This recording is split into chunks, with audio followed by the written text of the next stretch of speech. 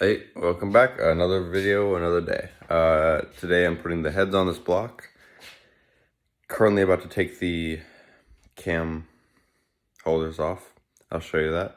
And I'll show you installing the heads. The head gaskets are already on. They're just OEM. I like to use OEM usually. And this is closed deck, so it looks kind of strange, but it fits correctly. You can see the head gasket is on. I'm going to take these bolts off of here and here, and then install this head on and torque it down in a minute here. These are the 625 plus head studs, so torque specs go up to like 125 pounds, I think. So I'm gonna try to get that done. All right, I just got the cylinder head on. All of the stud washers are on. Next, I'm gonna get some ARP assembly lube and put it on each, kind of like that. I will obviously clean my fingerprint off that. And then I will install these nuts. I gotta clean them off in just a minute or so here and get those torqued down. Well, it's sadly been a couple days, been very, very busy, but getting there. Got the head studs torqued down, heads are on. The driver's side head is, the valve cover's on, everything's glued together. Currently working on the passenger side, and then oil pan and all the stuff on the inside there. Then timing stuff and intake, and then this engine's ready to go finally. As you can see, that valve cover is currently on. All the bolts are torqued on that side. Headsets are all torqued on both sides. Everything looks nice and clean in here. Obviously it's all brand new, so it's gonna look like a brand new block, which is cool. Yeah, just working on this. I'll show you in a second. This thing will be all together there, and then I'll probably flip it upside down and do the oil pan stuff. Got that valve cover on, everything tight. I get one bolt here. Seems to be in my drawer and I can't find it. All right, I got that valve cover on. Cam seals are on the insides here. I gotta torque these down in a minute. All the idler pulleys are on. I just torqued this down, the knock sensor, and then the timing tensioner holder thing. And then I gotta torque the water pump bolts down, make sure those are good. I just put the Woodruff key in with the crank pulley on, obviously other pulleys. And I'm gonna time this in just a minute, show you that.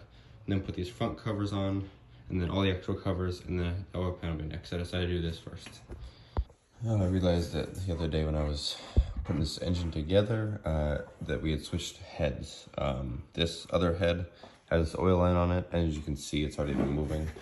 I have to get it out. It's not really supposed to be removed. You're supposed to just get a new head per Subaru, but I'm going to remove it. So I have to beat on it like that, back and forth with a screwdriver, kind of right in this area, till it finally comes out. It's like pressed in, and then I have to put it in the new head with silicone, and then all I have to do left is just time it and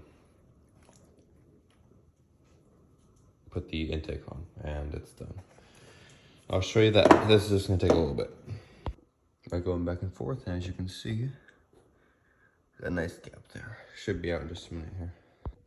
I just got just loose enough, and there you go. This looks like that. I'm gonna put some silicone on this, put it in the new head, and get it done. Nice little bead of silicone on there. Sorry about the garage. Just had to move a card, so it's a little tight. And put that in there just like that. Oops. Sorry about the angle there. And I'll end up popping that in and getting that nice and tight, and then the coolant line will go right there. And got a plug back here, gonna pop in still. And then the air pump, and this head's done, and then just intake on and time it. All right, just got her timed. You put that one on first, that one, this guy, and then this guy. And now you usually put it on here so it doesn't catch this, and then here. Then you put this on the bottom of here, and then once everything's on, you kind of just pull it down, and then on top of there. I'll show you all the marks for land up. Beautiful. Right there. Right there. Right there. And right there. And then you just pull the granite pin out. I usually put a flathead in here and just kind of get some pre-tension on it. And then she's all good and timed. Can't forget about these little guys. The AVCS front plates for the oil. Just got the crank pulley on. And then intake gaskets on. And I'll put the intake on in just a minute here. Now, I have the intake manifold at least on the block. Everything else is covered in front now. Basically, before you actually put all the bolts in, at least for me, I always connect the crank sensor. And then you got coolant, which is right here. And then oil pressure, just like that. And then you're going to connect your AVCS oil line right there. These are, I believe, are for TGVs, so they're not going to be used. You have your camshaft sensor on both sides you have to put in. Knock sensor right in the middle. Obviously same thing with that side.